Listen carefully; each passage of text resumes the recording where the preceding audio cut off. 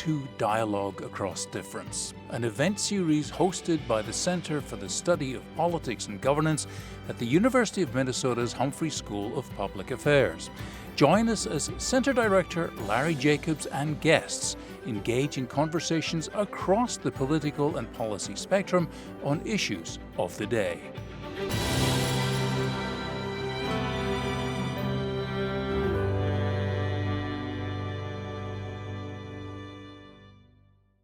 Hello, I'm Reverend Dr. Megan Gage Finn, and I serve here at Westminster as Senior Associate Pastor, and it is my privilege to welcome you this evening to the Westminster Town Hall Forum. Westminster has been the home to the Town Hall Forum since 1980. We are excited to celebrate our 45th year.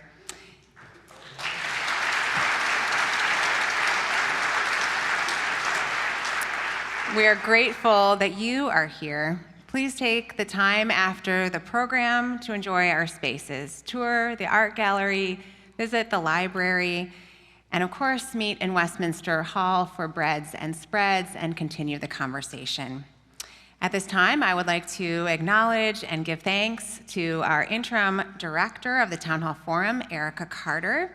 Erica holds a Master's of Public Policy from the Humphrey School of Public Affairs, and prior to joining us, she led global inclusion and social impact messaging at Ecolab. Where is it? There we go. There's it. She moves on me each forum, so yeah. I'd also like to take a moment to thank our media sponsors for today's program. MinnPost is a nonpartisan, nonprofit, reader-supported source of Minnesota news. Visit them online at minnpost.com. Thank you as well to Sahan Journal, celebrating more than 5 years of nonprofit journalism for and about Minnesota's immigrants and communities of color. Visit Sahan Journal, yes. Visit sahanjournal.com. And the Town Hall Forum is also pleased to partner today with our longtime friends, Minnesota Public Radio. And as a reminder, if you've not already, please do silence your cell phones. For nearly 45 years, the Westminster Town Hall Forum has invited speakers of conscience to address issues of the day from an ethical perspective. We invite you to visit our website, westminsterforum.org, to see a full list of our programs, past and present.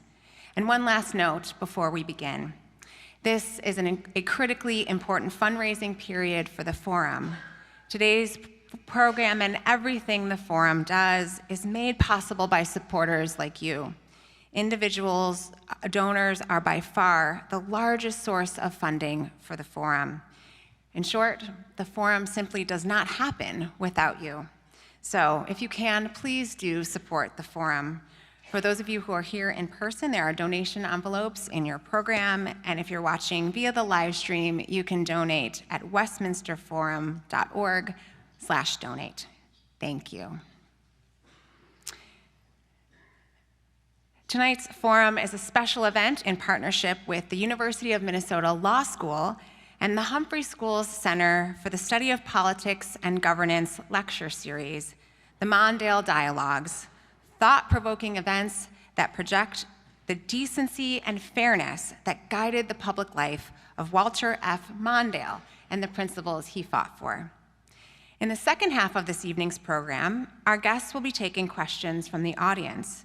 Those of you who are with us here in the sanctuary will find a blank question card in your program. Please use that card to record a question for our speaker. Ushers will collect them during the Q&A.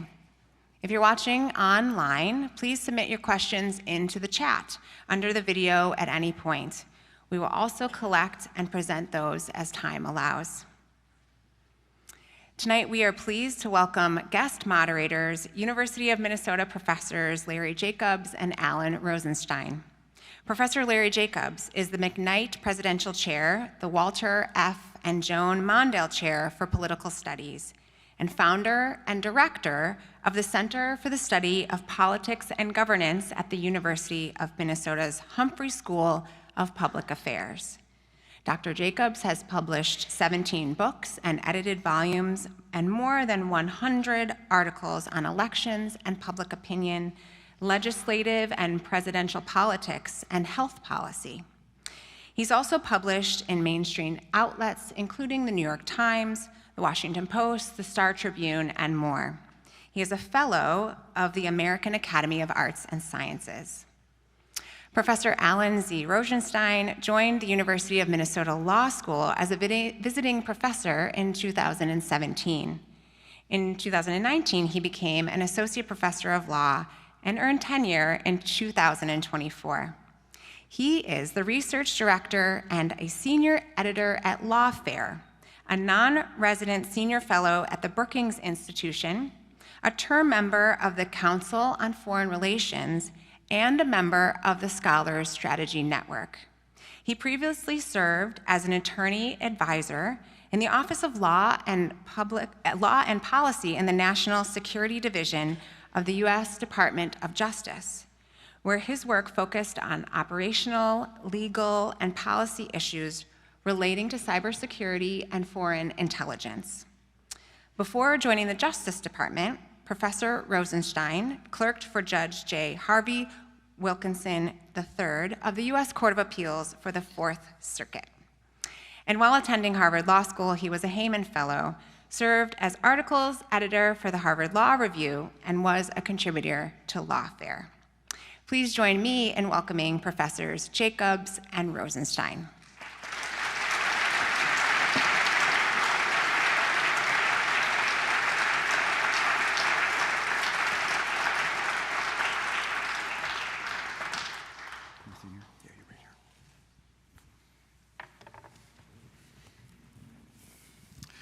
Good evening, and thank you very much to Dr. Gage Finn and to everyone here at Westminster for partnering with us on tonight's event. My name is Alan Rozenshtein. I'm a professor at the University of Minnesota Law School, and I'm delighted to welcome you to tonight's discussion on the fabric of our Constitution. Joining me this evening to co-moderate is my colleague, Professor Larry Jacobs. And it is my deep, deep pleasure to introduce our guest tonight, Jack Goldsmith. Jack is the learned hand professor of law at Harvard University and a leading expert on presidential power, national security, and foreign relations. He is the author of many books, most recently After Trump, Reconstructing the Presidency, and he previously served as an assistant attorney general and head of the Office of Legal Counsel at the Department of Justice and as special counsel to the Department of Defense.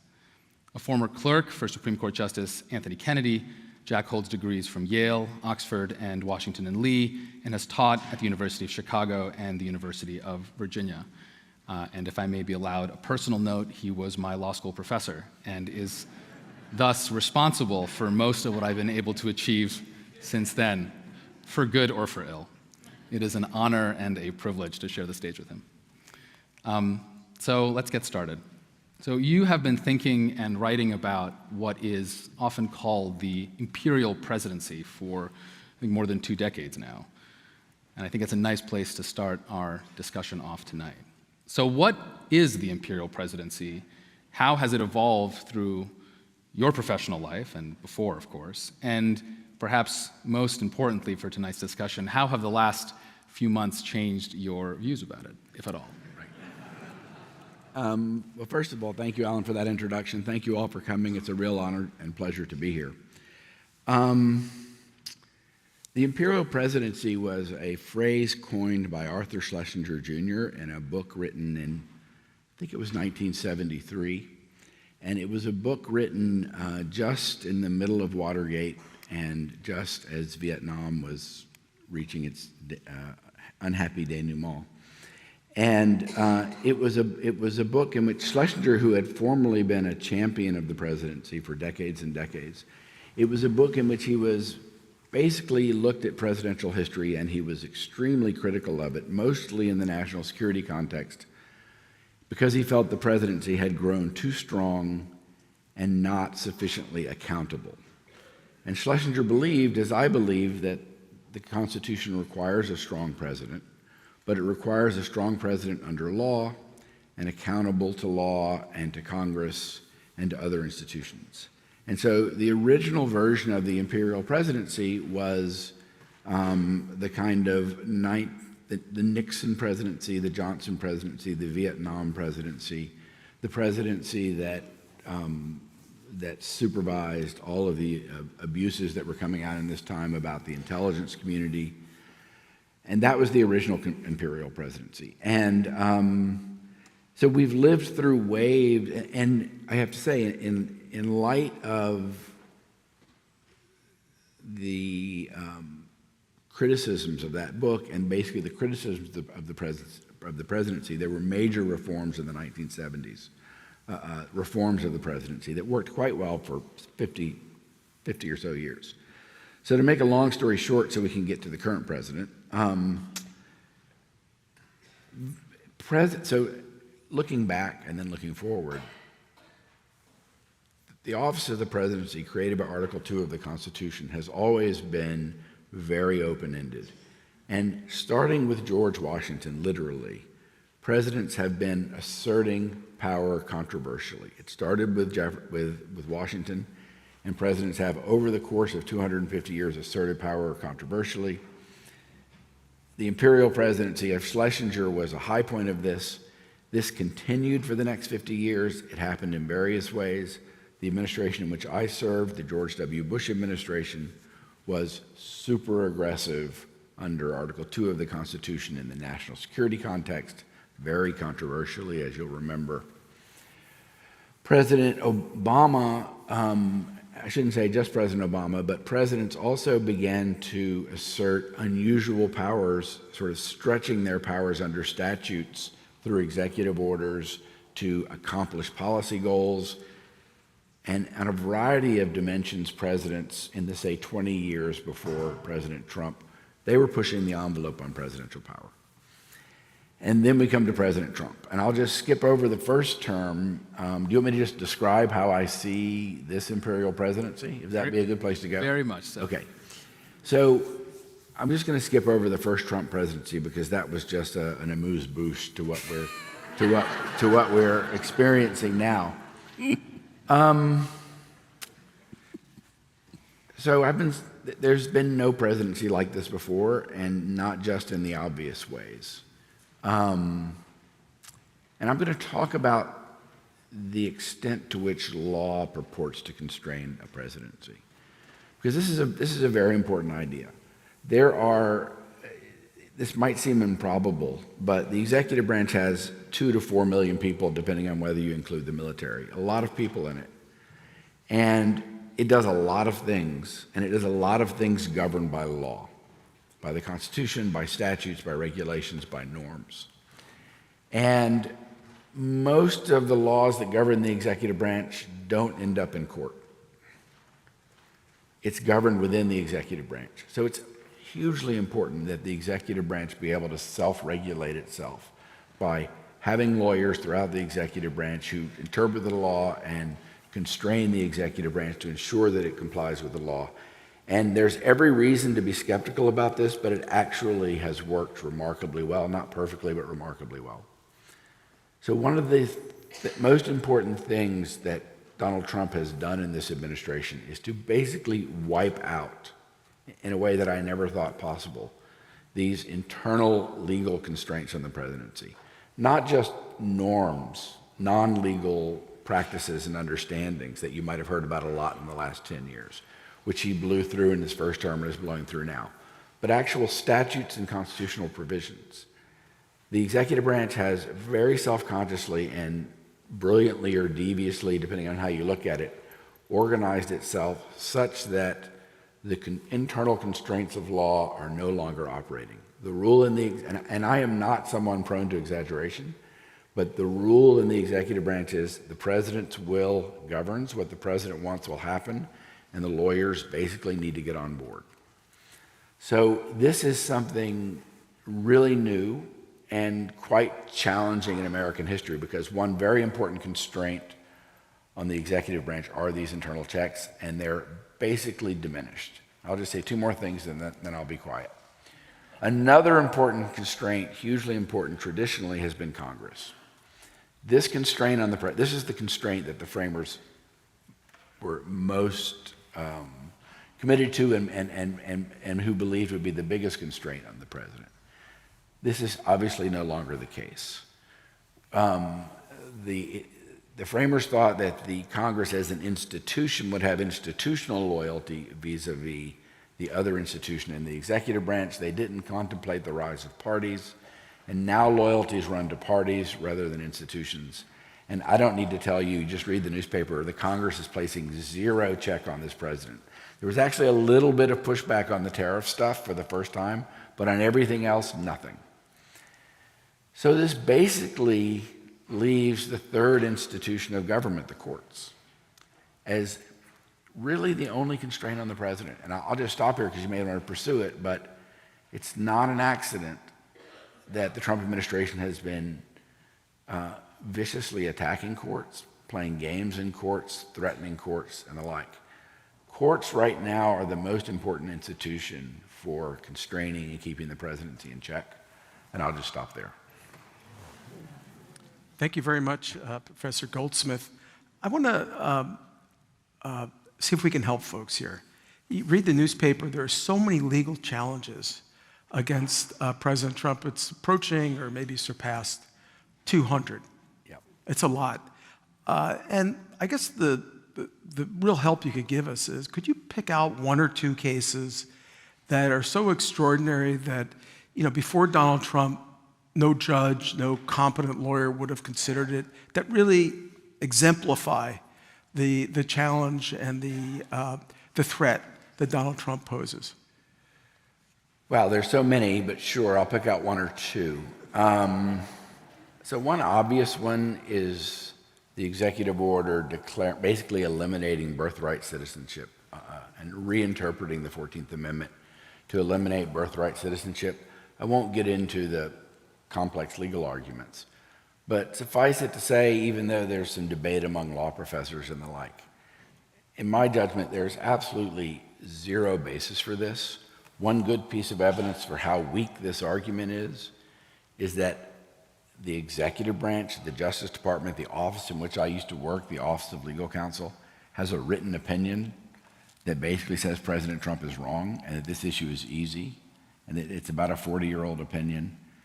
And on this point, it is just the president saying, I just want to change the constitutional understanding and attempting to act on it. Now, he's been stopped by court so far, and we're in the middle of that litigation, but that would be one example. Another example is one, I don't know how much it's been on the radar screen. I could go on, but I'll give you one more example. And it might not seem as important with all of this stuff. I mean, we could talk about the immigration cases, but it's these attack on law firms. Now, you might not think, people don't like lawyers, and you might not, big law is not always the most attractive set of institutions. But big law does a lot of important services in keeping the government accountable and in their pro bono services and the like in challenging the government.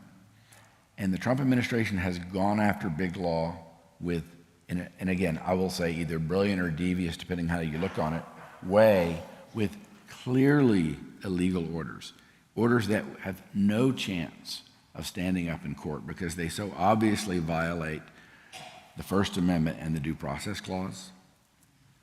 But you've seen law firms caving and saying, in just the most extraordinary way, saying, we confess error, we did things wrong, even though they didn't do anything wrong. We will spend, for example, $100 million on a pro bono program to your liking, Mr. President. So that's extraordinary. But what's really devious about this is part of these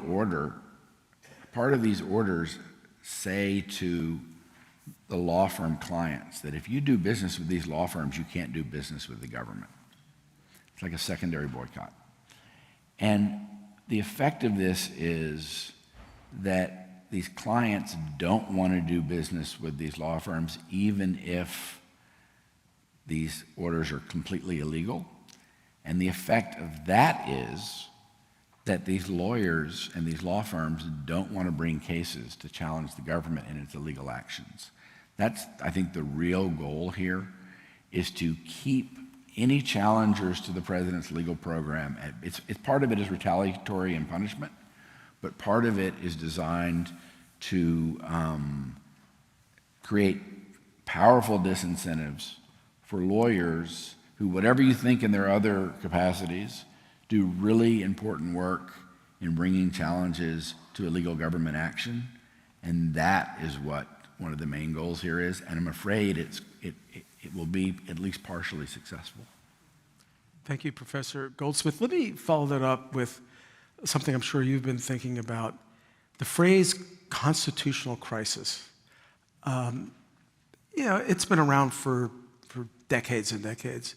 I noticed it really kind of coming to greater prominence over the last quarter century. Yep. And the administration you were in for George W. Bush was one. It was just a common phrase.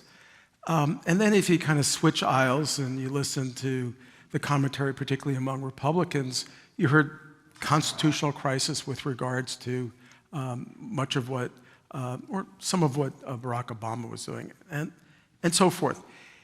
What does that phrase mean? And are we in a constitutional crisis?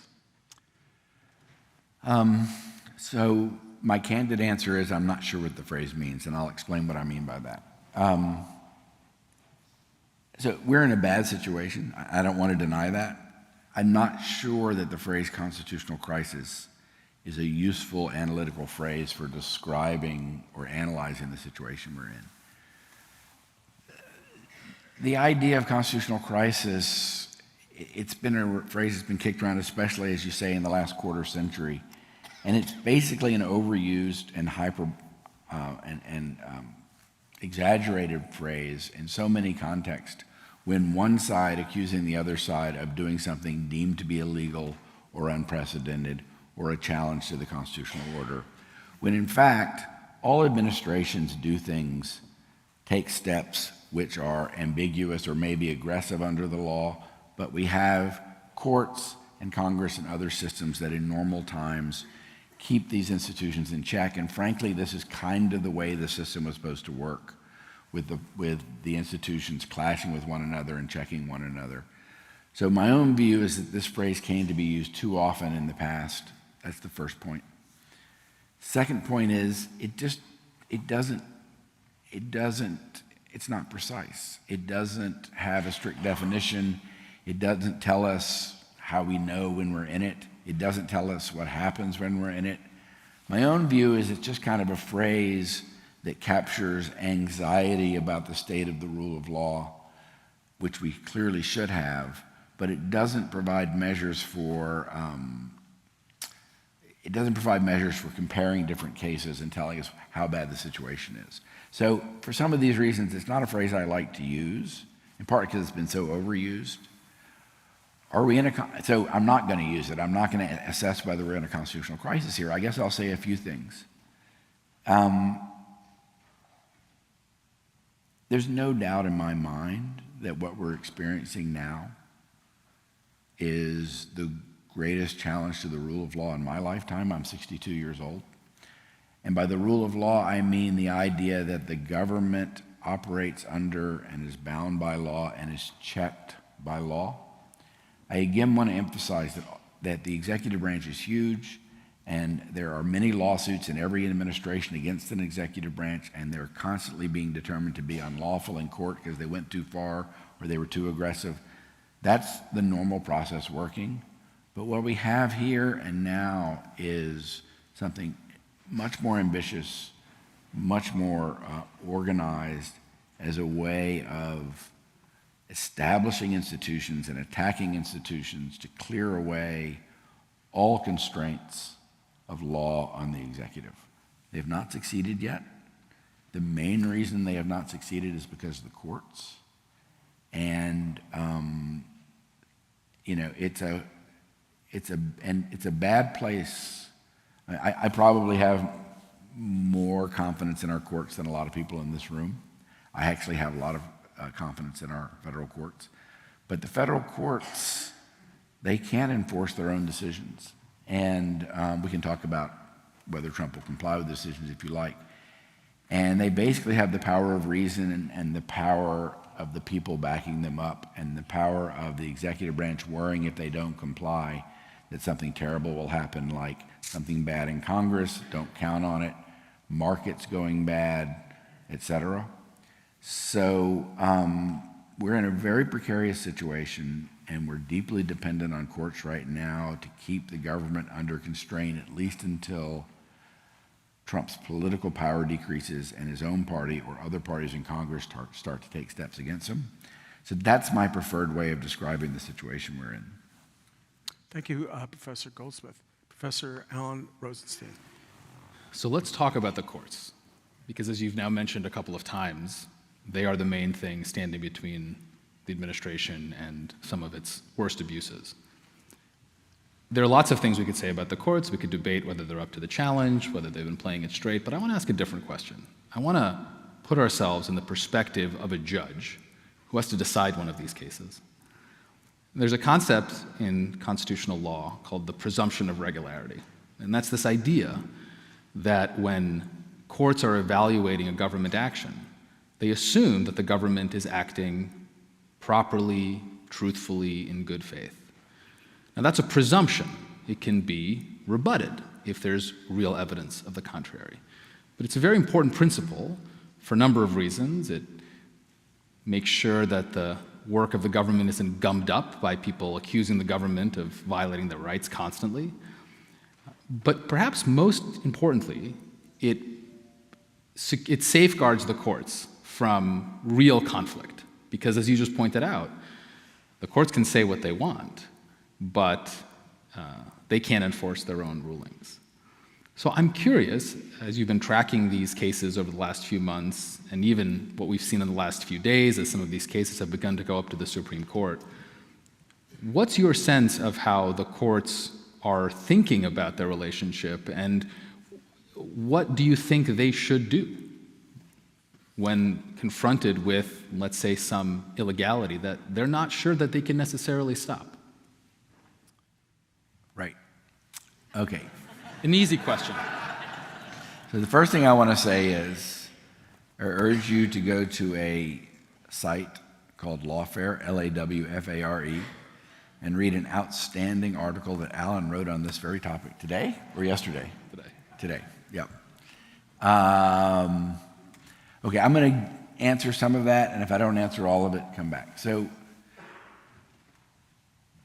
this presumption of regularity is important because so much of, and we've been seeing this in a lot of these cases, courts really depend on the government being truthful and open with it in cases, in giving it honest and full information.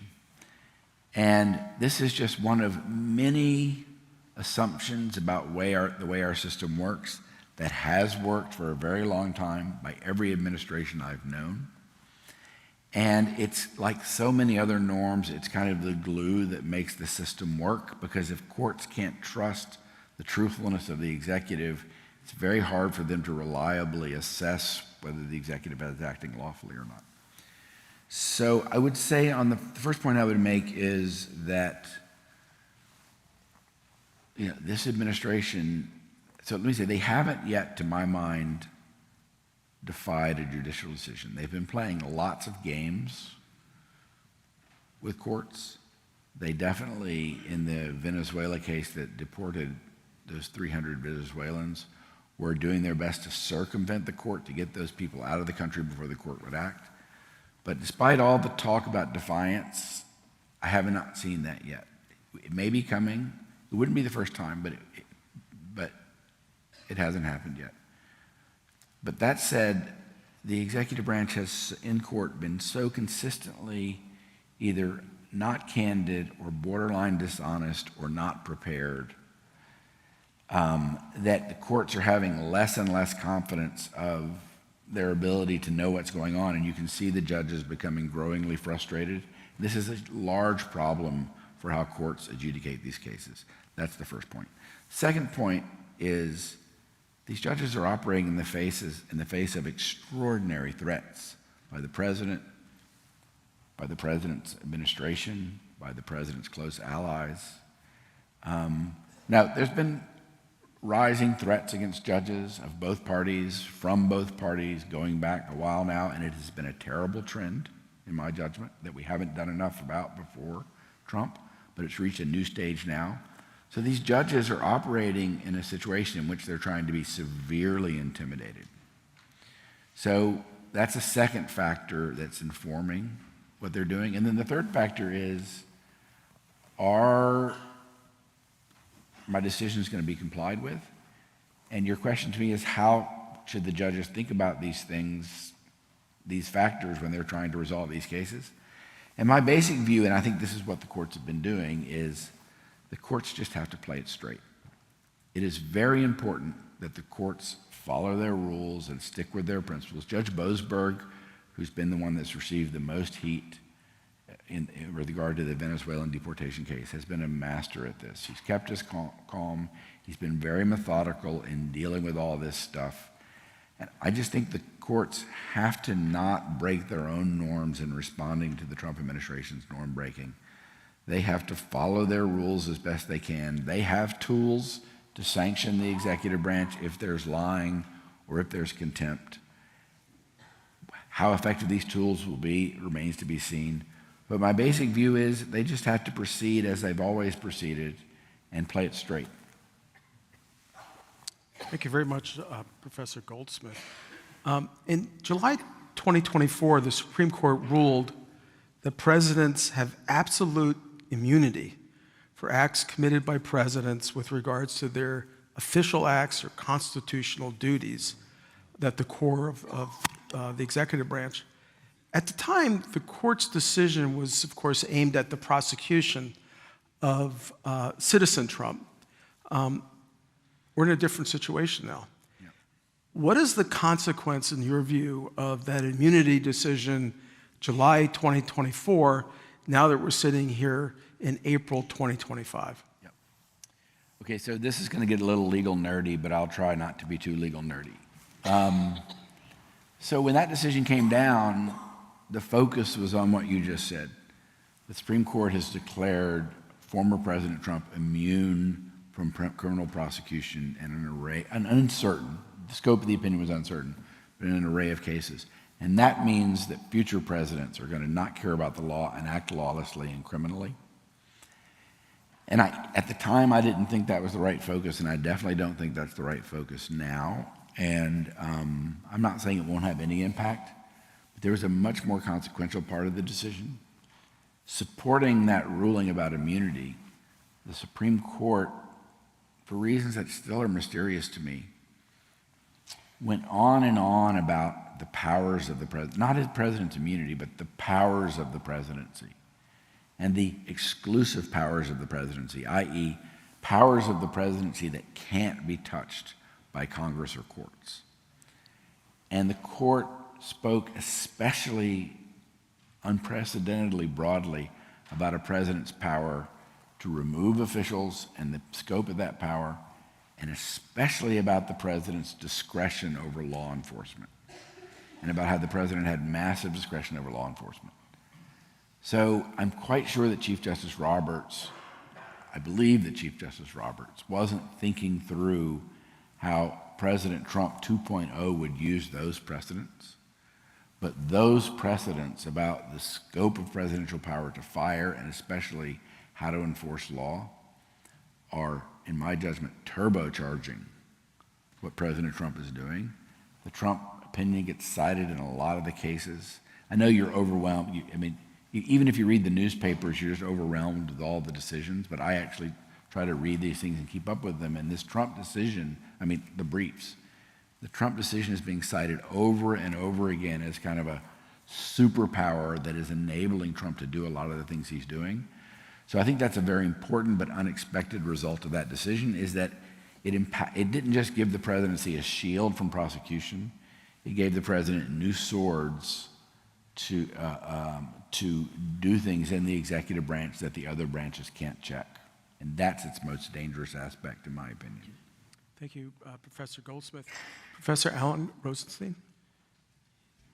During the Obama administration, you wrote a really great book called Power and Constraint.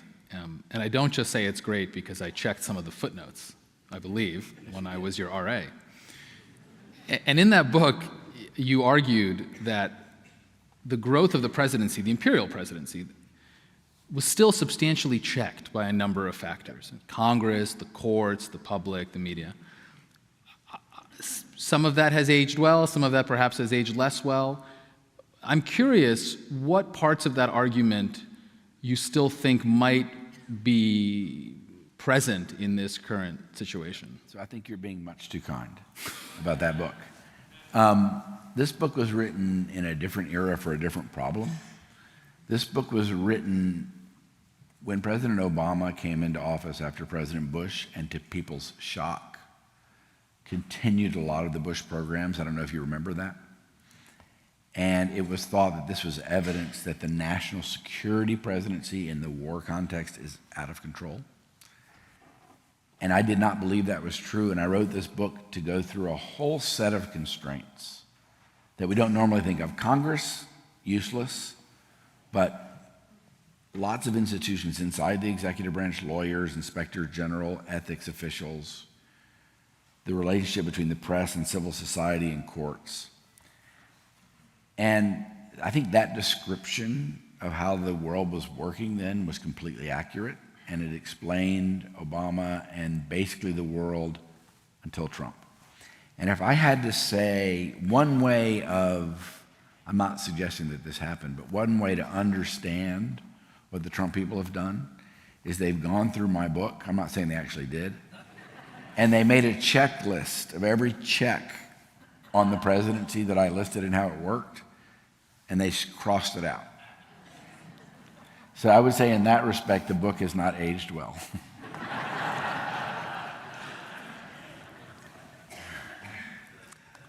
Professor Goldsmith, you've argued for some time, and when you were in the Bush administration, that presidents have this reservoir of power. It's from Article 2 in the Constitution. Yes. There's the explicit enumerated powers that presidents have, let's say commander-in-chief, but the argument since George Washington is that around each of these clauses is something called implied powers. If it says commander-in-chief, well, it's implied that the president should be able to do, wiretapping without a warrant. That there are these kind of, if it says presidents are empowered to receive ambassadors, well, maybe that means that President Obama can strike an agreement with Iran and not follow the usual treaty process.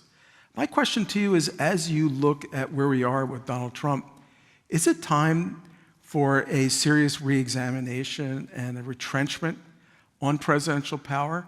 And if so, how would you go about doing that? Okay, I'm going to give you 3 or 4 answers. And I don't have a great answer to the last question, but I'll tell you what I think. One clear virtue of President Trump is that he has made crystal clear, this was clear, I think, before Trump became president. It is now crystal clear that, yes, the presidency needs deep reform. We don't even have to think about the illegal things. Just think about the lawful things. Think about the idea that the President of the United States has power delegated from Congress in his emergency powers and his trade powers to be able to turn the world upside down by snapping his fingers and carrying out what appears to me to be a crazy tariff policy. That is not just a problem with the presidency, that's a problem with Congress over hundreds of years, really.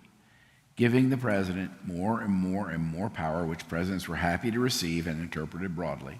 And I could go through a whole list of issues where presidents have been given too much power because Congress gave them too much power. So, and then there's the excesses that presidents have committed, not just President Trump. My president, President Bush did, President Obama did, President Biden did, in different ways. And this is a problem that's been growing worse. So, yes, we need fundamental reform. But the problem is, I could come up with a checklist of things that need to be done to the presidency, but everything needs reform.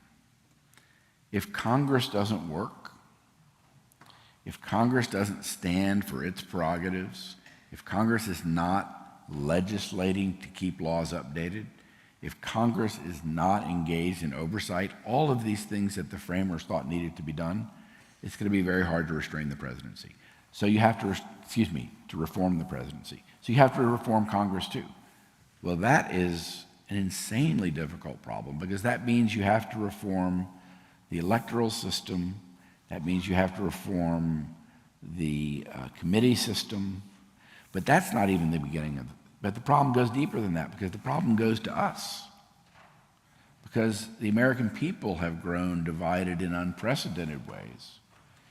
And our electing officials there are all sorts of complicated structural reasons for this, who are electing officials who are more and more extreme, the middle has shrunk to nothing, who aren't talking to one another, who aren't compromising. So, I can come up with a checklist. In fact, the book I wrote, after Trump reforming the presidency, written ambitiously in 2020, had a checklist of 60 or so reforms of the presidency. But the truth is, and I'll tell you why I'm skeptical, and then I'll tell you why I'm hopeful. I'm very skeptical that this is going to be possible unless and until we can somehow reform the populace, reform the people, that we can find ways people who are in different sides of these issues to talk to one another, that we can reform Congress and the election system and money in politics, but all of these things are deeply connected.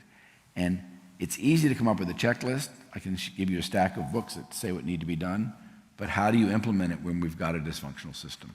That's the pessimistic story. So here's my optimistic story. And it's not that optimistic, it's hopeful, not optimistic. We've kind of been in this situation before, not quite as bad, but we have been. And, before I started by talking about the 1970s, and there were massive reforms of the presidency in the 1970s because things had gotten so terribly bad that there was a cross-party consensus that something needed to be done. It was a special moment. It didn't last very long, but hugely important things happened there. And it happened because of the disasters to the country that had happened before. So my hope is that after the experiences we're going through, which I don't think are going to work out well for anyone, that maybe we'll be in a position where we realize more broadly as a country that we need to rethink the way things are running, including the presidency and these other elements, and have real reform. Reform happens in unexpected times in unanticipated ways, and they're hard to predict, but they do happen, and it seemed impossible that the 1970s reforms would happen 5 years before they did. So that, in a nutshell, is my hope. Professor Goldsmith, let me just quickly follow up. Politicians are guided by incentive structures. Yes. I don't think that's a radical insight. And if you look at the behavior of our system, the broader system over the last few months, but also a few years, here you had congressional investigations of Donald Trump. You had a significant effort by Jack Smith to prosecute. That went nowhere. So if you're sitting in Congress and you're thinking, I wonder if it's worth my time, or if you're someone like Jack Smith who put his life on hold for years, and you're wondering, is this worth it?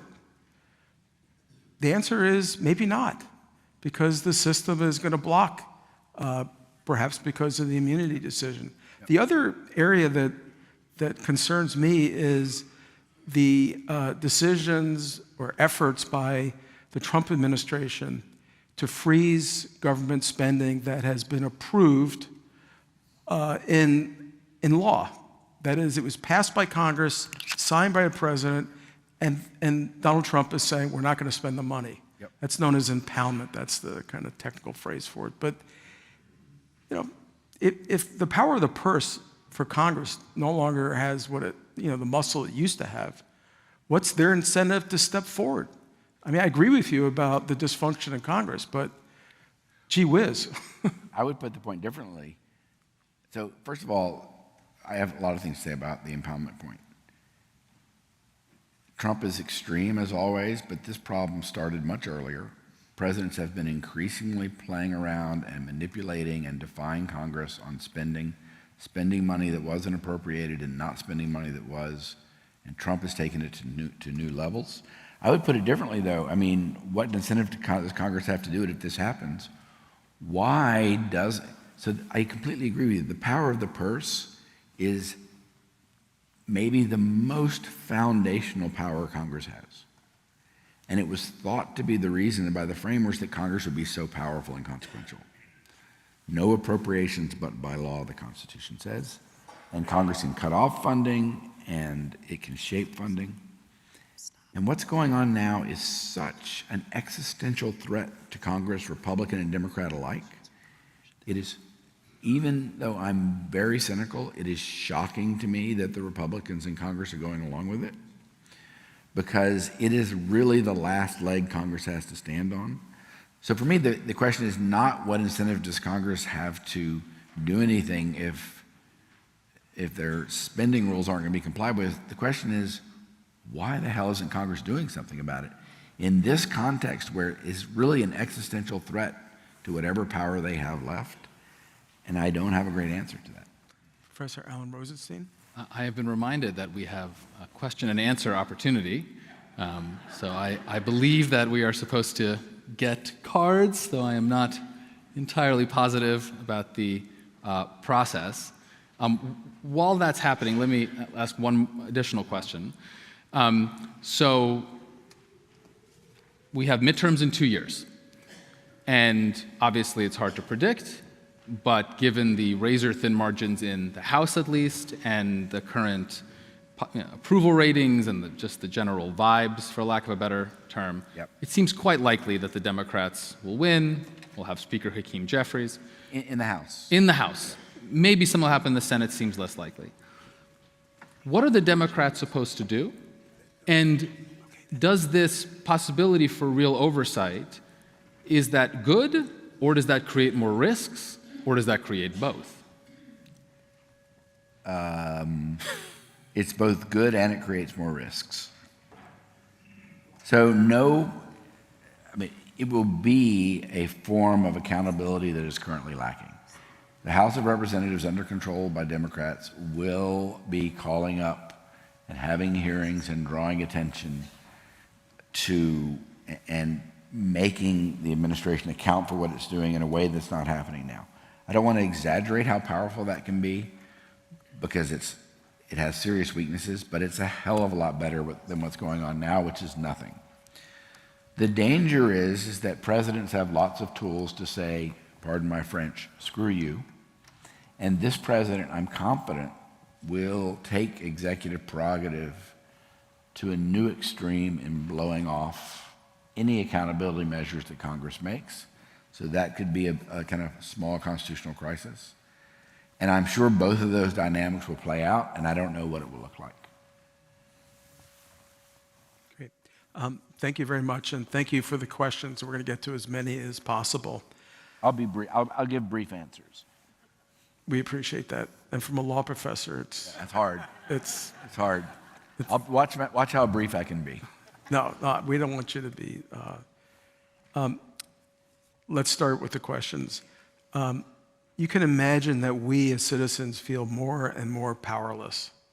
If the courts do not manage to restrain illegal actions taken by the Trump administration, what can we do?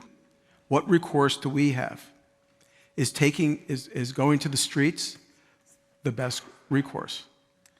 So I can't believe that's the first question. No, because I'm going to be very candid. when I was sitting over there during the introductions, I thought to myself, because I've been hearing a lot, my wife, my children, friends feel powerless. I mean, I feel powerless. And the question is what we can do. And I was afraid I was going to be asked that question. Because, I mean, I don't know I'm sorry, this is not something, and I don't mean to be giving a cop-out, it's not something I'm expert on, and I don't know what will work. I guess I'll just say a few things. Something I said to my children yesterday. I guess the first thing I would say is, I'm sorry if this sounds preachy, but I would not give up hope, and I would not catastrophize about the situation in the sense of the news is so bad, it's hopeless, there's nothing we can do. I just would try to resist that mindset because I still believe the system will find a way to make this president accountable. That's the first thing I would say. I don't know about protests, civil society organization, writing your congressman. I just don't know how effective those things are now. And, what I'm about to say is going to sound corny and maybe not even very productive. But I think what I try to do is, and I think this is something we should all be doing, is, and I'm speaking to people not knowing where you come from, we all need to start getting along better, not demonizing our opponents, not making an enemy out of people who vote the other way, trying to understand them, trying to find common ground. I actually think, it seems so naive, but I actually think that's what needs to happen among the people. And that starts at home in a way and with neighbors. And so that's one thing I've been trying to spend more time doing. But I'm afraid I don't have I'm glad you clapped because I think that's very, very important. And that's something we can all do. And that's what I've been trying to do. And it's a very small thing, but it can happen locally. And I think it's really important. Thank you, Professor Alan Rozenshtein. So this is a great question, and I'm going to paraphrase it, my apologies. What is the role of the states in all of this? Because we've had this conversation so far exclusively really at the national level, but we, after all, have 50 states. We're a relatively decentralized country. Things like elections are decentralized, which is often, somewhat ironically, a complaint from perhaps people on the left who want the federal government to do more. Today, it may be actually quite a useful thing. What is a state like Minnesota, right? Or perhaps in a different scenario, a state like Texas supposed to do in all of this? I think Texas is cheering. So, Ellen, you might know the answer have a better answer to this question than I do. So, sort of from the perspective of the framers of the Constitution, they thought divided power was very important as a check on tyranny. Okay? And I just described to you at the federal level how the checks on the executive are extremely weak, maybe weaker than I've ever seen them in my lifetime. But the states are another counterpoint to this. And they're a counterpoint in several ways. The states, first of all, control lots of life. A lot of our lives are governed at the state level, so the states can regulate, organize, pass laws in ways that are resistant to what the federal government's doing. This is why Trump is going after sanctuary cities and trying to crack down on lots of state-based modes of resisting his will. And states are heavily, heavily involved, I don't know if you know this, in the lawsuits against the Trump administration and are quite consequential and successful. I'm glad you know about this because this is a hugely important, especially in a world, by the way, in which big law is being scared away and acting pusillanimously. These state-based lawsuits are hugely consequential. They're outstanding lawyers in the state AG and state SG's office. So that is a huge point of pushback or check, and things like that. I mean, you know, it is important to remember that so much of life is still governed by state and local law and state and local communities. And there's only so many bad things the federal government can do, as much power as it has. But I think these lawsuits in particular are very consequential. We all hear so much about executive orders, but I can't find them in the Constitution. What are they, and can I disobey them?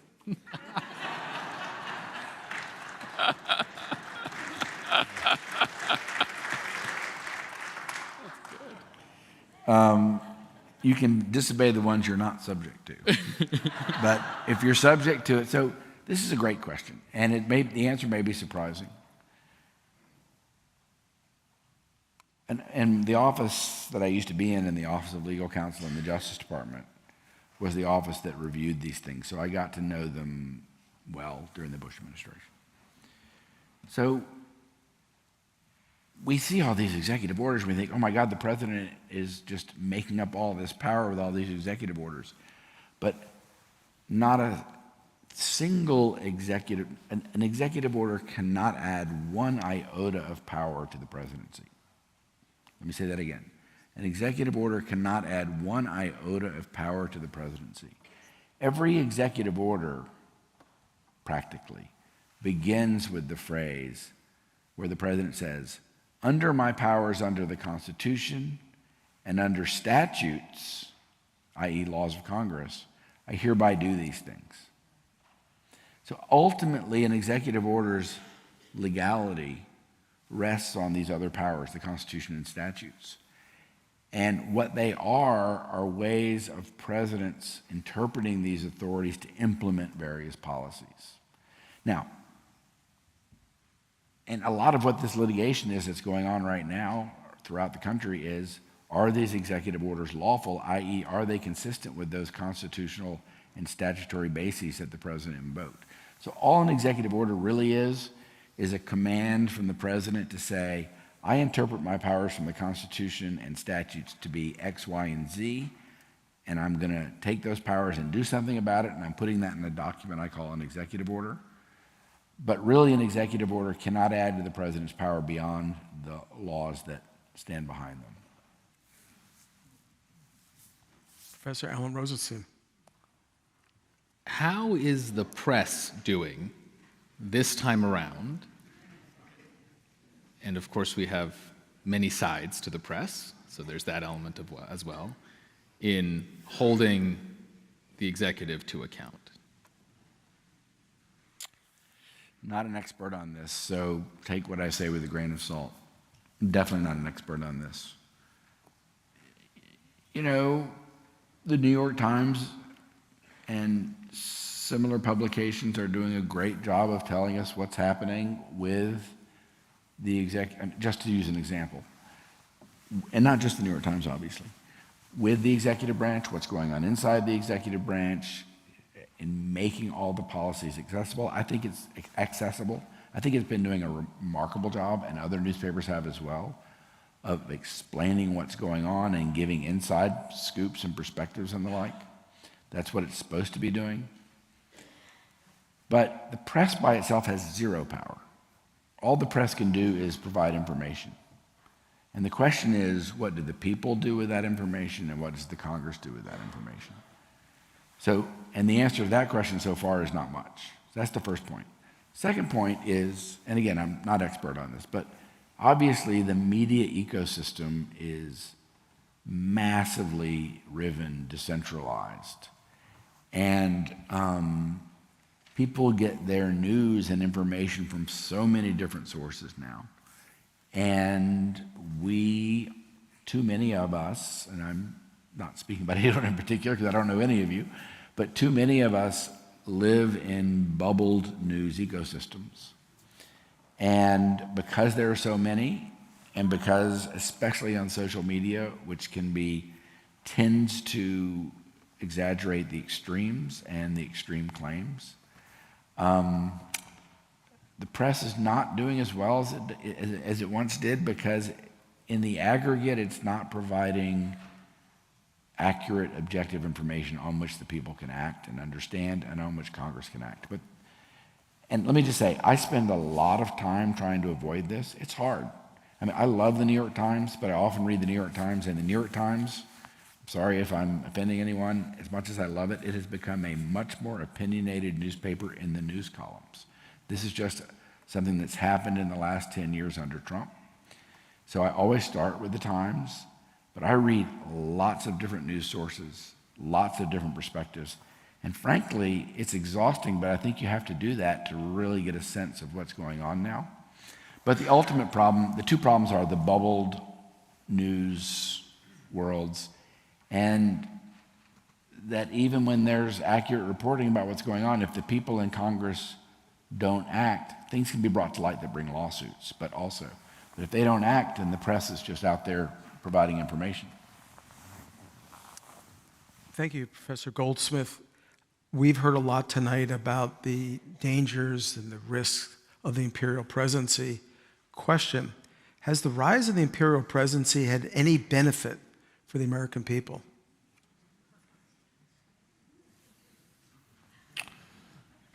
That's an excellent question, which I've never thought of. So give me 10 seconds to think about it. I would say that the rise of the imperial presidency is by definition a powerful presidency that's not adequately accountable to law and to the people. So I would say the imperial presidency brings no benefits or few benefits.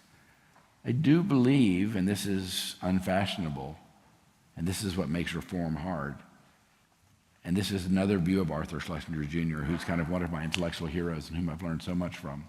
I do believe that a powerful presidency is necessary. I think a powerful presidency is necessary to make the system work. Throughout American history, it's been presidential leadership, aggressive presidential leadership, that has brought the country from a bad place to a better place. Think of Lincoln, think of Roosevelt, think of Washington, think of Jefferson, think of many other presidents. And the system is so complicated and is so prone to inertia that a powerful president is absolutely necessary to make our separation of powers work. And the tricky part is making it a powerful presidency under law. So I would say I don't have much brief for the unaccountable imperial presidency. I do have a brief for a powerful presidency. And the question, and I'm literally almost paraphrasing Schlesinger on the last page of the imperial presidency, is that what we need is a powerful presidency who's accountable under law and other institutions. That's what the Constitution envisioned, that's what the Constitution needs, and that's what we need to recover. Professor Alan Rozenshtein.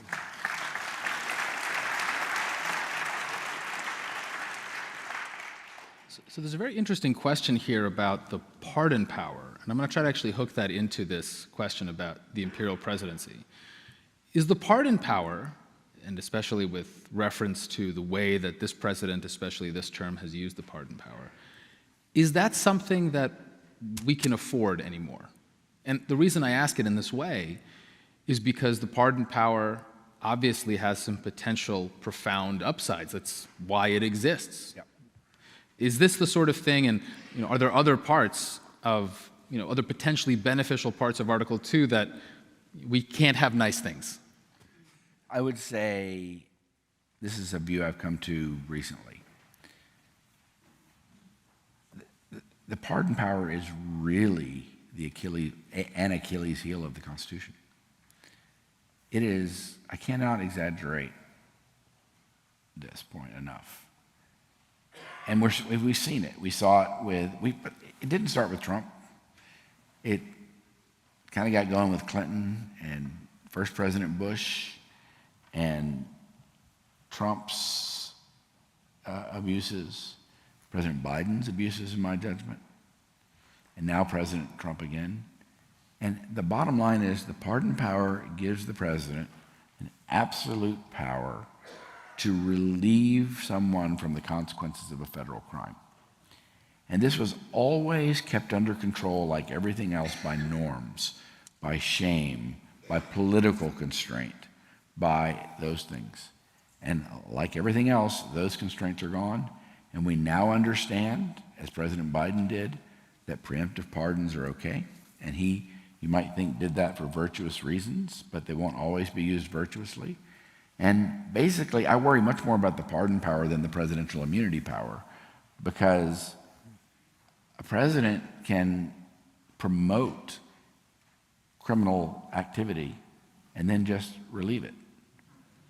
A president could tomorrow pardon every single person in this country who's committed a federal crime. Every single one. It is an absolute power of massive consequence that is now, I think, cannot be trusted by the presidency. Cannot be placed in a trustworthy way in the president's hands. And so, no, I don't think we can afford the pardon power anymore. And, you know, the pardon power has virtuous uses. It was an important font of mercy and an important font of reconciliation, and it serves very useful roles, and it's played an important part in American history, but it needs to be checked and it needs to be rethought. Stay seated. I got a few announcements before we wrap up here. Today's program was made possible by Penny and Bill George and the George Family Foundation, and we are grateful for their support. The Center for the Study of Politics and Governance, which I direct and work with my colleagues who are here tonight, has a number of terrific events coming up. We encourage you and invite you to come and participate, and which you can follow online. Let me just mention a few of them. On Tuesday, April 22nd, we've got the latest in our Conservative Voices series. We have Stephen Moore, who's an economist at the Heritage Foundation, coming to talk about President Trump's policies to reduce taxes and regulations. These are vibrant conversations. This is not a one-sided sort of thing.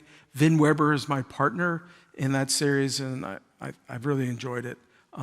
This particular event is made possible by the Minnesota Business Partnership. On May 2nd, New York Times columnist Pamela Paul will be here to discuss speech on campus. Those of you who read Pamela Paul in the New York Times will know that she has an acerbic, witty, and sometimes funny presentation. And please come and join us for that. And then on June 5th, Joe Biden's national security advisor and Minnesota native, Jake Sullivan, will be with us to reflect on the Biden administration policies and his thoughts on the future of America on the world stage. And this event is made possible by a generous contribution from Humphrey School alumnus Kiyoshi Nagasaka. If you're interested in this, you can go online under CSPG and find all sorts of information on it. Plus, we have a table out front which has information on that. And then, I can't thank enough our special guest, Jack Goldsmith. What a real treat to have you here.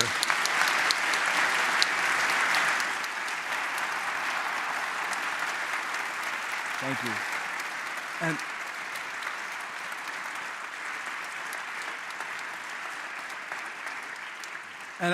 And I also want to thank my collaborator, Alan Rozenshtein.